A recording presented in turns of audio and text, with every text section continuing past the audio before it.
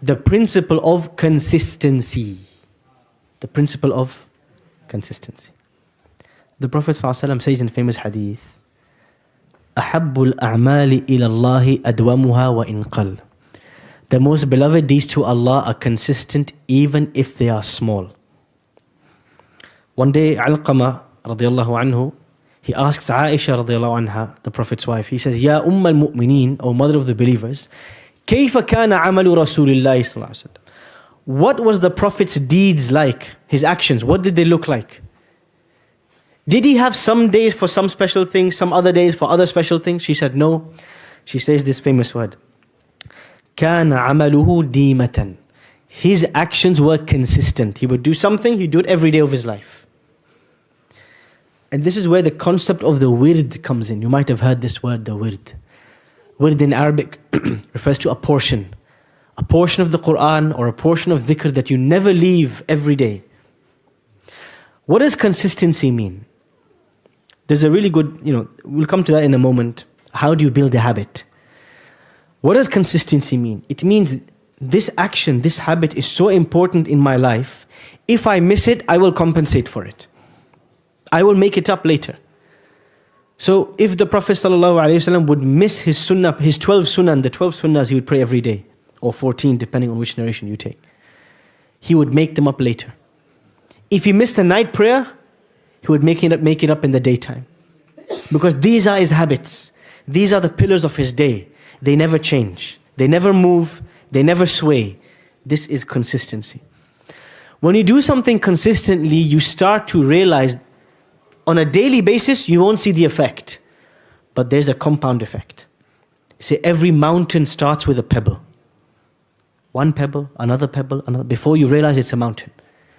The Prophet ﷺ, this is how his worship would be, small but consistent. So when we want to copy, embody, emulate the Prophet ﷺ, we have to start with something small that we can do. So we have to be realistic. The Prophet ﷺ says, when he's giving advice about this, he says, إِكْلِفُوا مِنَ الْأَعْمَالِ مَا تُطِيقُونَ. Take on board deeds that you are actually realistically able to do. فَلَنْ يَمَلَّ اللَّهَ حَتَّى تَمَلُّوا. Allah doesn't get bored, but you might get bored. Don't overdo it. So start with once a week. You can do once a week, make it twice. You can do twice, make it 3 times, 4 times. Hold yourself to account. But how do we build consistent habits? This is a deeper question and it applies to all aspects of life. How do you build a consistent habit? There's a book I can recommend to all of you. There's 2 books. One is a book called Atomic Habits by James Clear. I'm not saying Shaykh al-Islam James Clear. You say, Ustad Hisham takes from the kuffar. Yes, I take from the kuffar. The Prophet ﷺ said, Al-hikmatu dalatul mu'min. Wisdom is the lost property of the believer. Anna wajadaha fahuwa ahaqqu biha. Wherever he finds it, he is more deserving of it. If I find wisdom, useful, beneficial knowledge from a non-Muslim, I will take it. And so sometimes we have to accept and benefit from other sources. James Clear, he writes a brilliant book very recently called Atomic Habits. So all on this idea, how do I develop a habit? How do I make something from a deed once in a while? We've all tried it. Ramadan, everybody has the habit of Quran. After Ramadan, it's gone. It evaporates. The most effective way to build a habit is to create a sense of accountability. I'll give you a simple example. Everyone says, I want to memorize the Quran. I say, great. Pay a teacher, not a friend, pay somebody an amount every week. And let it be someone who you are scared of. You don't want to disappoint them. You respect. And make a fixed weekly time when you have to meet them. And give strict rules to yourself. Say, look, teacher, if I come 10 minutes late, cancel the lesson and make me still pay for it. If I miss 4 lessons in a row, never talk to me again. Tell me to get lost, finish. Creating this accountability, consequences, punishment if you miss it, weekly time, creating this whole system, this will force you to turn up every week. Even if you are the laziest person in the world, you will turn up because you're scared of the consequences. This is an example. What about the night prayer? How can I create a system for the night prayer? One of the ways to do this is the power of jama'ah. Alone, there's very little you can accomplish. But when we do things in groups, we're able to accomplish much more. You create a WhatsApp group. It's called the Qiyamul Layl crew, the A team, the Muzammil team, whatever you want. Be creative. What's the deal of this group? All of us are going to choose one night in the week to pray Qiyamul Layl, the night prayer. And if we all succeed in doing so, there is a reward, a group reward. We will each pay £20 into this pot every month, and we will get a reward for all of us. Or we'll go out for a meal, or we'll have some celebration or something. But we have one goal only. We want to be the people. When everybody's asleep, we are standing. When everybody's laughing, we are crying. That we have this depth of connection to Allah. We are the people of the night prayer. You create this group. You create this accountability. Everybody is asking the other. You make pairs. You say, look, Ahmed, at 3 a.m., you have to ring me. And if I don't wake up, there is a consequence. I have to give £100 in charity the next day. If I don't wake up, there's some consequence on me. Ahmed rings you, you will be awake like there's no business. This is the reason why, if I give you a real life example, this is the reason why many people, they will not wake up for Fajr. 1 hour later, they'll be up at 8 a.m. for work. Why? What's the difference? Allah and your boss. Why we would wake up for our boss, but we're not waking up for Allah? Because there's accountability. We don't wake up at 8 for our boss, we lose the paycheck.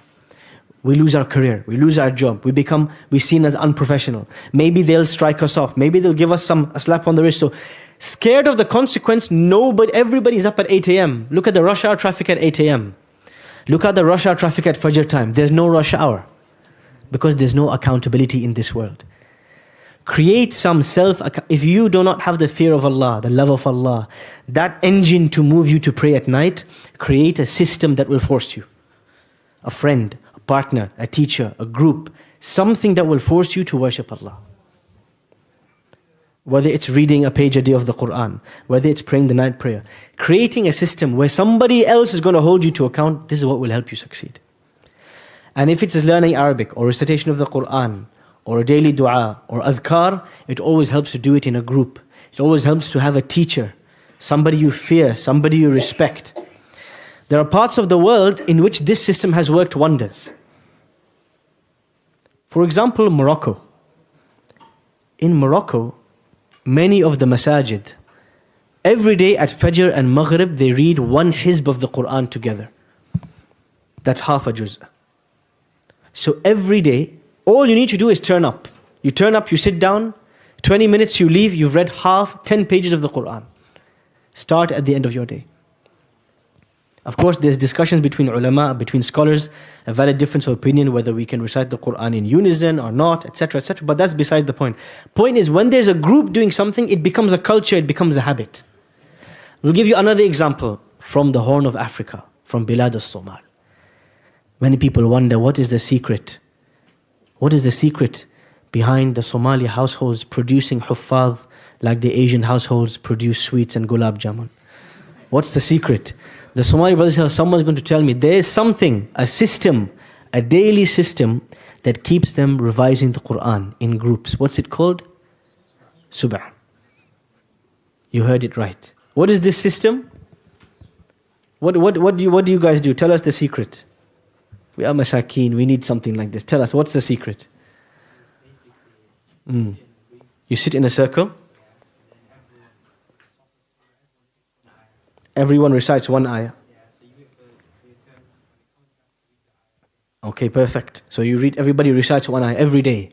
And this culture exists in many, many households from a young age. Imagine you're a 3-year-old and you wake up every morning and all of your older siblings are sitting around your parents reciting one ayah each, until the whole family recited 10 pages of the Quran. Imagine this was your lifestyle, this was your culture. Your family will grow up loving the Quran, having that system of accountability with the Quran. When everybody sat in a circle, it's easy to join in. But if you need to, on your own, with all your distractions, do it by yourself, you'll probably forget. So it's really important. So these systems are there embedded in many cultures, many Muslim countries. And we need to revive these and embed them in our lives.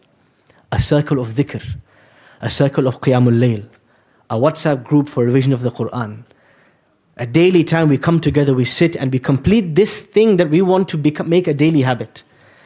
James Clear wrote his book like 2 years ago, but the Moroccans and the Somalis were doing atomic habits from 700 years. Let's not mince our words. These guys are late to the party. We've been developing habits since before their grandparents were born. So it's important to revive this system, how to develop a habit. كان عمل رسول الله صلى الله عليه وسلم ديمة. The Prophet's deeds were consistent. And the way this consistency was preserved was through halaqat, through teachers, through systems that would force you to do it even on a day you don't feel like it. Because everybody else is there. And so you need to turn up as well.